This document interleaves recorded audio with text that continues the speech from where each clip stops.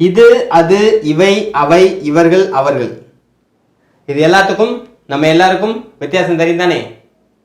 கையில் அல்லது பக்கத்தில் இருக்கக்கூடிய ஒரு பொருளை இது என்று சொல்வோம். தூரத்தில் இருந்தால் அது. இதுவே பல பொருள்களாக இருந்தால் இவை. தூரத்தில் இருந்தால் அவை. பக்கத்தில் இருக்கவங்களை இவர்கள், தூரத்தில் உள்ளவர்களை அவர்கள் என்று சொல்வோம். இது அது இவை அவை இவர்கள் அவர்கள். இதை பார்த்துட்டு நாம தமிழ் கற்றுக்கிறோமா இங்கிலீஷ் கற்றுக்கிறோமா அப்படின்ற சந்தேகம் யாருக்கும் வேணாம். தெளிவாக இங்கிலீஷ் கற்றுக்கணும். அதுக்காகத்தான் வீடியோ பார்த்து. Hi all, welcome back to our channel Englishman. I am Sharfudeen, who draws the path of making you expert in English. இது ஆங்கில சுரங்கம் அல்லலாம் வாங்க. அனைத்தையும் அல்ல, நமது இங்கிலீஷ் சேனலை சப்ஸ்கிரைப் பண்ணிட்டு பக்கத்தில் உள்ள பெல் பட்டனை கிளிக் பண்ணுங்க. இது நமது கேள்வி பதில் பகுதி. திரு ஆரம்பிக்க வேலு என்பவர்கள் ஒரு கேள்வி கேட்டிருக்காங்க. அந்த கேள்விக்கு பதிலாக வருவதுதான் இந்த வீடியோ. அவங்களுடைய கேள்வி என்ன? ஒன்று, தே என்றால் அவர்கள் தானே இல்லையா என்பதாக கேட்டிருக்காங்க. ரெண்டாவது, பிரசன்ட் டென்ஸில் சப்ஜெக்ட் தேர்ட் பர்சன் சிங்குலராக இருக்கும் பொழுது வெர்புடன் எஸ் மட்டும் தானே சேரும் இல்லையா என்பதாக கேட்டிருக்காங்க. இதுக்கு என்ன பதில்? சரிதான், நீங்கள் சொல்கிற ரெண்டுமே சரிதான். ஆனால் ஒன்றாவது கேள்வியில் நீங்கள் இன்னொரு விஷயம் தெரிஞ்சுக்கணும். ரெண்டாவது கேள்வி சம்பந்தமாக மேலும் சில விஷயங்கள் தெரிஞ்சுக்கணும். அது என்ன இப்போ பார்ப்போம். இதை பாருங்க. Raja is 10 years old. Rani is 7 years old. They study in this school. ராஜாவுக்கு 10 வயசு, ராணிக்கு 7 வயசு. அவங்க இந்த ஸ்கூல்ல படிக்கிறாங்க.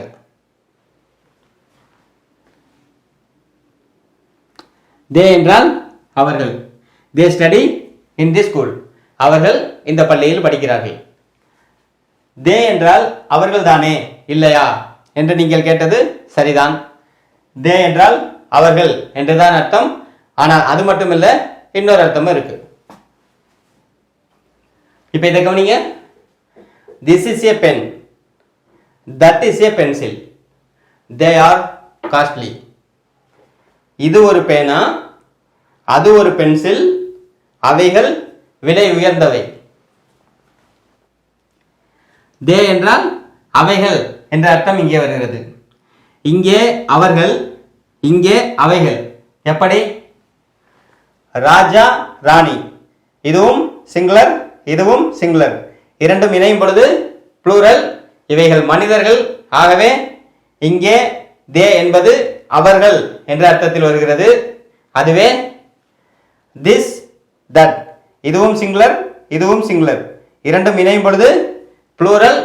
இவைகள் மனிதர்கள் அல்ல, மற்றவைகள். ஆகவே இங்கே அவைகள் என்ற அர்த்தத்தில் வருகிறது. ஆனால் ஆங்கிலத்தில் ஒரே வார்த்தை தான், தமிழில் தான் இரண்டு அர்த்தங்கள்.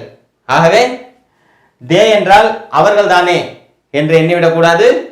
அவைகள் என்ற அர்த்தமும் அங்கே இருக்கிறது. ஆனால் கண்டிஷன் என்ன? இதற்கு முந்தைய சென்டென்ஸில் உள்ள ப்ளூரல் நவுன் மனிதர்களாக இருந்தால் தே என்கிற வார்த்தை அவர்கள் என்ற அர்த்தத்திலும், மற்றவைகளாக இருந்தால் தே என்கிற வார்த்தை அவைகள் என்ற அர்த்தத்திலும் வரும். இங்கே முந்தைய சென்டென்ஸ்ல தட் என்கிற சிங்குலர் நவுன் தானே இருக்கு அப்படின்னு யாரும் நினைச்சிடக்கூடாது. இங்கே அண்ட் இருக்கு, இது ரெண்டும் ஒரே சென்டென்ஸ். திஸ் தட் ரெண்டு இருக்கு, அது ப்ளூரல். அதே மாதிரி தான் இங்கேயும் இந்த தே ராஜா ராணி இருவரையும் குறிக்கிறது.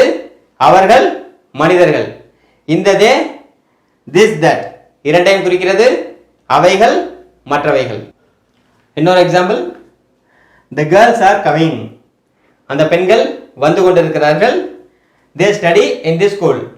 அவர்கள் இந்த பள்ளியில் படிக்கிறார்கள். The girls plural noun, மனிதர்கள். ஆகவே அவர்கள் என்ற அர்த்தம் தருகிறது. இங்கே vegetables are fresh. They are good for health. Vegetables மனிதர்கள் அல்ல, மற்றவைகள். ஆகவே இங்கே they என்பது அவைகள் என்ற அர்த்தத்தில் வரும். இப்ப இதையும் தெரிஞ்சுக்குவோம். This that, இது அது, இவைகளுடைய pronoun it. உதாரணமாக, this is a pen, it is mine. இது ஒரு பேனா, இது என்னுடையது. That is a pencil, it is not mine. அது ஒரு பென்சில், அது என்னுடையதல்ல. ஒரு சென்டென்ஸ்ல this வந்துருச்சுன்னா அதை குறிப்பதற்கு அடுத்த சென்டென்ஸ்ல it தான் வரும். தட்டுக்கும் அடுத்த சென்டென்ஸ்ல it தான் வரும். அதைத்தான் this that ரெண்டுக்குமே pronoun it என்று குறிப்பிட்டிருக்கிறோம். அதே போல these those இவை அவை இவைகளுடைய pronoun they.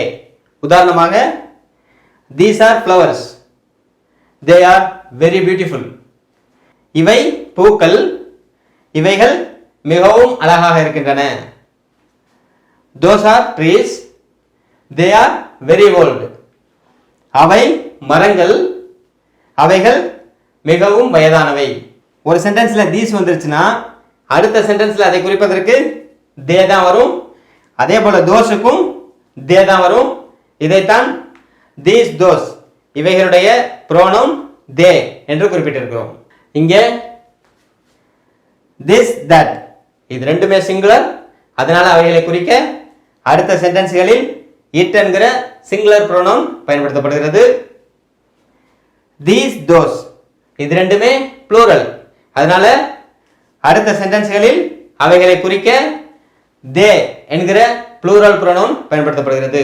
இதை நாம நினைவில் வைத்துக் கொள்ள வேண்டும். இதெல்லாம் நம்ம பார்த்த எக்ஸாம்பிள்ஸ் தான். இவைகளை பார்க்கும் பொழுது இப்ப உங்களுக்கு புரிஞ்சிருக்கும். அதாவது they என்றால் அவர்கள் தானே இல்லையா என்று கேட்டிருந்தீர்கள். சரிதான், அவர்கள் என்பது மட்டுமல்ல, அவைகள் இவைகள் என்றும் பொருள்படும். ஆக சுருக்கமா சொன்னா இப்ப நாம பார்த்தது தேயினுடைய தமிழ் அர்த்தங்கள் மட்டுமல்ல, இட்டினுடைய தமிழ் அர்த்தங்களும் தான். தே இட் இரண்டுமே pronouns. தே மனிதர்கள் மற்றவைகள் இரண்டையும் குறிக்க பயன்படுகிறது. மனிதர்களை குறிக்கும் பொழுது அவர்கள் இவர்கள் என இரண்டு அர்த்தங்களும், மற்றவைகளை குறிக்கும் பொழுது அவைகள் இவைகள் என இரண்டு அர்த்தங்களும். ஆக மொத்தம் தே தமிழில் 4 அர்த்தங்களை கொடுக்கிறது. ஆனால் pronoun it மனிதர்களை குறிக்காது, மற்றவைகளை குறிக்க பயன்படுகிறது. அது இது என தமிழில் 2 அர்த்தங்களை தருகிறது. அவ்வளவுதான். முதல் கேள்வி முடிஞ்சு. அடுத்த இரண்டாவது கேள்வி, பிரசன்ட் டென்ஸ்ல சப்ஜெக்ட் தேர்ட் பர்சன் சிங்குலராக வரும் பொழுது வெர்புடன் எஸ் மட்டும் தானே சேரும் இல்லையா என்பதாக கேட்டிருக்காங்க. இந்த கேள்விக்கு பதிலளிக்கிறதுக்கு முன்னாடி இதுக்குள்ளேயே முதல்ல தேர்ட் பர்சன் சிங்குலர் இதை எடுத்துக்குவோம். என்னென்ன பர்சன்ஸ் இருக்கு, அதுல எதெல்லாம் சிங்குலர் ப்ளூரல் அதை முதல்ல பார்த்துருவோம். அதன் பிறகு இந்த கேள்விக்கான பதிலை பார்க்கலாம். இதற்கான பதில் நாம் அந்த வீடியோவில் சொல்லியிருப்போம். இப்போ அதை பாருங்க. சப்ஜெக்ட்ஸ் 7 இருக்கு அப்படின்னு நமக்கு தெரியும். I, we, you, they, he, she, it. இந்த 7 சப்ஜெக்டை பற்றி இன்னும் 2 விஷயத்தை தெரிஞ்சுக்கணும். ஒன்றாவது பெர்சன்ஸ், ரெண்டாவது சிங்குலர் ப்ளூரல். பெர்சன்ஸ்ல என்னன்னா இதில் எந்தெந்த சப்ஜெக்ட்லாம் ஃபர்ஸ்ட் பர்சன், எந்தெந்த சப்ஜெக்ட்லாம் செகண்ட் பர்சன், எந்தெந்த சப்ஜெக்ட்லாம் தேர்ட் பர்சன் அப்படின்னு தெரிஞ்சுக்கணும். இது ஒன்று. ரெண்டாவது இதில் எந்தெந்த சப்ஜெக்ட்லாம் சிங்குலர், எந்தெந்த சப்ஜெக்ட்லாம் ப்ளூரல் அப்படின்னு தெரிஞ்சுக்கணும். அது என்னன்னா எஸ்எல்னா சிங்குலர் ஒருமை அப்படின்னு சுருக்கி எழுதியிருக்கோம். பிஎல்னா ப்ளூரல் பன்மை. எங்கெல்லாம் எஸ்எல் எழுதியிருக்கோமோ அது சிங்குலர், எங்கெல்லாம் பிஎல் எழுதியிருக்கோமோ அது ப்ளூரல். இப்போ பர்சன்ஸ் அப்படின்னா அதில் 3 இருக்குது. First person, second person, third person. தமிழில் தன்மை, முன்னிலை, படற்கை அப்படின்னு சொல்றது. அந்த ஃபர்ஸ்ட் பர்சனில் சிங்குலர் இருக்கு, ப்ளூரல் இருக்கு, ஒருமை பன்மை. அதே மாதிரி செகண்ட் பர்சன்லையும் சிங்குலர் ப்ளூரல் ஒருமை பன்மை இருக்கு. தேர்ட் பர்சன்லையும் சிங்குலர் ப்ளூரல் ஒருமை பன்மை இருக்குது. இது என்ன, இந்த பர்சன்ஸ்லாம் என்ன, அதில் சிங்குலர் ப்ளூரல்னா என்ன அப்படின்னா பேசுறவர் ஃபர்ஸ்ட் பர்சன், அதை கேட்குறவர் செகண்ட் பர்சன். இந்த 2 பேரை தவிர மற்றவங்கெல்லாம் தேர்ட் பர்சன்ஸ். இப்போ நான் பேசுகிறேன், நான் எனக்காக மட்டும் பேசுகிறேன் அப்படின்னா நான் அப்படின்னு பேசுவேன். அப்போ அது ஃபர்ஸ்ட் பர்சனில் சிங்குலர். இதே நான் பல பேருக்காக பேசணும்னா நாங்கள் அப்படின்னு பேசுவேன். அப்போ அது ஃபர்ஸ்ட் பர்சனில் ப்ளூரல். இதே கேட்குறவர் ஒருத்தர் மட்டும் இருந்தார் அப்படின்னா நீ அப்படின்னு நான் பேசுவேன். அது செகண்ட் பர்சனில் சிங்குலர். அதே நிறைய பேர் இருந்து கேட்டுட்டு இருந்தாங்க அப்படின்னு சொன்னால் நீங்கள் அப்படின்னு நான் பேசுவேன். அது செகண்ட் பர்சனில் ப்ளூரல். இந்த இந்த ஃபர்ஸ்ட் பர்சன், இந்த செகண்ட் பர்சன் இதை தவிர்த்துட்டு மற்றவங்களை பற்றி பேசும்போது நான் ஒரு ஆணை பற்றி பேசுகிறேன் அப்படின்னா அவன் அப்படின்னு பேசுவேன். அப்போ அது தேர்ட் பர்சனில் சிங்குலர். ஹி, அவன். அதை ஒரு பெண்ணை பற்றி பேசினேன் அப்படின்னா அவள் அப்படின்னு பேசுவேன். ஷி, அவள். அதுவும் தேர்ட் பர்சனில் சிங்குலர். அல்லது வேற ஏதாவது ஒன்றை பற்றி பேசினேன் அப்படின்னா ஆணும் இல்லை பெண்ணும் இல்லை, வேற ஏதோ ஒன்றை பற்றி பேசுகிறேன் அப்படின்னா அது அப்படின்னு பேசுவேன். அதுவும் தேர்ட் பர்சனில் சிங்குலர் தான். இட், அது. இதே பல பேரை பற்றி பேசுகிறேன் அப்படின்னா அவர்கள் அப்படின்னு பேசுவேன். அது தேர்ட் பர்சனில் ப்ளூரல். தே, அவர்கள் அப்படின்னு வரும். இதே மனிதர்கள் இல்லாமல் மற்றவைகள், பல பொருட்களை பற்றி அல்லது பல வஸ்துக்களை பற்றி நான் பேசுகிறேன் அப்படின்னா அவைகள் அப்படின்னு பேசுவேன். அப்போ அது தேர்ட் பர்சன்ல ப்ளூரல். அதுக்கும் இங்கிலீஷ்ல தே தான். தேனா அவர்களுக்கும் தே தான், அவைகளுக்கும் தே தான்.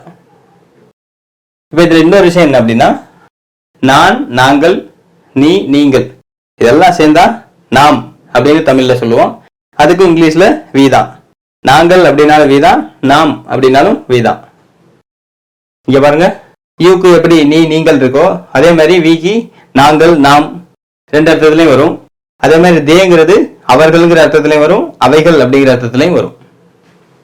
அப்போ ஃபர்ஸ்ட் பர்சன்ல சிங்குலர் ப்ளூரல் ஐவி, நான், நாங்கள். செகண்ட் பர்சன்ல சிங்குலர் ப்ளூரல் நீனாலும் யூ தான், நீங்கள்னாலும் யூ தான். அப்புறம் தேர்ட் பர்சன்ல singular plural he, she, it, அவன், அவள், அது. இது எல்லாமே தேர்ட் பர்சன் சிங்குலர். ப்ளூரல்ல தே, அவர்கள் அல்லது அவைகள். இந்த சப்ஜெக்டை பத்தி நம்ம ஏன் இவ்வளவு தெளிவா தெரிஞ்சுக்கணும் அப்படின்னா ஒரு செயல் நடக்குது அப்படின்னா அந்த செயலை செய்யறதே சப்ஜெக்ட் தான். சப்ஜெக்ட் இல்லாம செயல் நடக்காது. அதனால நம்ம எந்த சப்ஜெக்டை பயன்படுத்துறோம், இந்த சப்ஜெக்ட் எந்த பர்சன்ஸ்ல வருது, இது சிங்குலரா ப்ளூரலா, இதெல்லாம் நம்ம தெளிவா தெரிஞ்சு வச்சுக்கணும். அடுத்து இந்த ரெண்டாவது கேள்விக்கான பதிலை பார்க்கலாம். பிரசன்ட் டென்ஸ்ல சப்ஜெக்ட் தேர்ட் பர்சன் சிங்குலராக இருக்கும் பொழுது வெர்புடன் எஸ் மட்டும் தானே சேரும் இல்லையா என்பதாக கேட்டிருக்கீங்க. எஸ் மட்டும் இல்ல, இஎஸும் சேரும், ஐஇஎஸும் சேரும், வடிவமே மாறி வரும். இதற்கான பதிலும் நாம அந்த வீடியோல கொடுத்துருக்கோம். அதை இப்ப பாருங்க. பிரசன்ட் டென்ஸ்ல ஒரே ஒரு ரூல் மட்டும் தான் இருக்குது. Only one rule. அது என்னன்னா பிரசன்ட் டென்ஸ் வாக்கியத்தில் சப்ஜெக்ட் ஆனது தேர்ட் பர்சன் சிங்குலராக இருந்தால் மட்டும் வெர்புடன் எஸ் சேர்க்க வேண்டும். பிரசன்ட் டென்ஸ் வாக்கியத்தில் எது பிரசன்ட் டென்ஸ் வாக்கியம்? I come. இது ஒரு பிரசன்ட் டென்ஸ் வாக்கியம். நான் வருகிறேன் அப்படின்னு சொல்றது. இப்ப இங்க எஸ் சேர்க்கணுமா கூடாதா? ரூல்ஸ் என்ன? பிரசன்ட் டென்ஸ் வாக்கியத்தில் சப்ஜெக்ட் ஆனது இங்க என்ன சப்ஜெக்ட்? ஐ. ஐங்கிறது நான். நான்னா ஃபர்ஸ்ட் பர்சன் சிங்குலர். சப்ஜெக்ட் ஆனது இங்க என்ன சொல்லியிருக்கு? சப்ஜெக்ட் ஆனது தேர்ட் பர்சன் சிங்குலராக இருந்தால் மட்டும் வெர்புடன் எஸ் சேர்க்க வேண்டும். அப்ப இது ஃபர்ஸ்ட் பர்சன் சிங்குலர், அதனால இங்க சேர்க்க தேவையில்லை. தேர்ட் பர்சன் சிங்குலர்னா இதெல்லாம் வரும். ஹி, சி, இட் இதெல்லாம் தேர்ட் பர்சன் சிங்குலர். அல்லது ஹீக்கு பதில ஒரு பேர் இருக்கலாம், சிக்கு பதில அவளுடைய பேர் இருக்கலாம், இட்டுக்கு பதில அதனுடைய பேர் இருக்கலாம். இதுல ஏதாவது வந்தா இங்க கண்டிப்பா நம்ம எஸ் சேர்க்கணும். அதுதான் இந்த ரூல்ஸ் சொல்லுது. சப்போஸ் இங்க ஐக்கு பதில ஹி இருந்துச்சு அல்லது சியோ இட்டோ இருந்துச்சு அப்படின்னா பிரசன்ட் டென்ஸ் வாக்கியத்தில் சப்ஜெக்ட் ஆனது தேர்ட் பர்சன் சிங்குலராக இருந்தால், இது பிரசன்ட் டென்ஸ் வாக்கியம் தான், சப்ஜெக்டும் தேர்ட் பர்சன் சிங்குலர் தான், அப்போ வெர்போட எஸ் சேர்க்கணும். கம்மோட எஸ் சேர்த்து கம்ஸ், ஹே கம்ஸ். இதுதான் சரியான ஒரு வாக்கியம். இன்னொரு விஷயம், அடுத்த ஒரு விஷயம் என்னன்னா வெர்போட எஸ் சேர்க்கணும் அப்படின்னு பார்த்தோம். மோஸ்ட் ஆஃப் த வெர்ப்ஸ், பெரும்பாலான வெர்பை பொறுத்த வரைக்கும் அந்த வெர்போட எஸ் மட்டும்தான் சேர்ப்போம். ஆனா எந்தெந்த வெர்பெல்லாம் எஸ், எஸ்ஹெச், சிஹெச், எக்ஸ் இந்த எழுத்துக்கள்ல முடியுதோ அங்கெல்லாம் வெறும் எஸ் மட்டும் சேர்க்கக்கூடாது, இஎஸ் சேர்க்கணும். உதாரணமா கிஸ் அப்படின்னா கிசஸ், இஎஸ் சேர்க்கணும். பிரஷ் அப்படின்னா இஎஸ் சேர்த்து பிரஷஸ். டீச் சிஹெச்ல முடியும் போது இஎஸ். மிக்ஸ் எக்ஸ்ல முடியும் போதும் மிக்ஸ், எக்ஸ்ல முடிகிறதுனால இஎஸ். இது மாதிரி இதை நம்ம தெரிஞ்சுக்கணும். அடுத்து ஓவல முடிஞ்சாலும் இஎஸ் சேர்க்கணும்.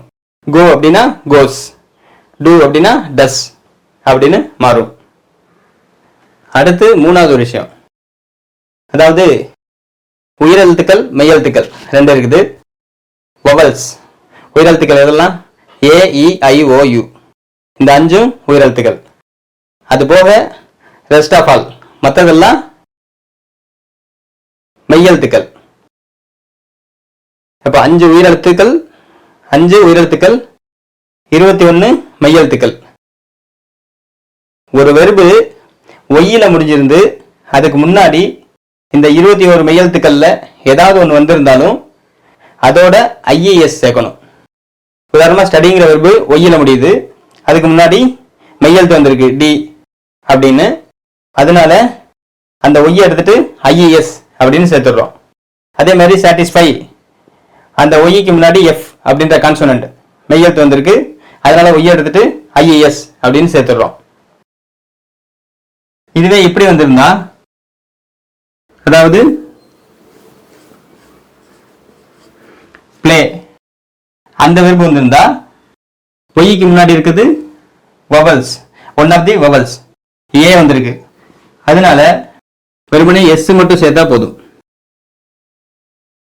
ஸோ ஒய்க்கு முன்னால வவல்ஸ் இருந்தா எஸ் மட்டும் சேர்த்தா போதும். ஆனா ஒய்க்கு முன்னாடி கான்சனன்ஸ் மெய்யெழுத்துக்கள் இருந்தா ஐஏஎஸ் அப்படின்னு சேர்க்கணும். இன்னொன்னு கம்ப்ளீட்டா மாறுற வெர்பு இருக்குது, அதாவது ஹேவ் அப்படின்னா அது ஹேஸ் அப்படின்னு மாறிடும். இப்ப ஐ ஹேவ் அப்படின்னா ஹீ சீட் வந்துச்சுன்னா ஹேஸ் அப்படின்னு மாறிடும். He has, she has, it has, அது மாதிரி. அவ்வளவுதான். இந்த வீடியோ உங்களுக்கு பிடிச்சிருக்கும் நம்புறேன். பிடிச்சிருந்தா லைக் பண்ணுங்க, எல்லாரும் பயன்படுவதற்காக ஷேர் பண்ணிக்கோங்க. உங்களுக்கு வரக்கூடிய சந்தேகங்கள், எழக்கூடிய கேள்விகளை கமெண்ட்ல கேளுங்க. தொடர்ந்து நமது இங்கிலீஷ் மெட் சேனலில் வரக்கூடிய ஒவ்வொரு வீடியோவும் தவறாமல் உடனடியாக உங்களை வந்து அடைவதற்காக நமது இங்கிலீஷ் மெட் சேனலை சப்ஸ்கிரைப் பண்ணாதவங்க உடனே மறக்காம சப்ஸ்கிரைப் பண்ணிக்கோங்க. இது ஆங்கில சுரங்கம். ஷர்ஃபுதீன் எம். சந்திப்போம்.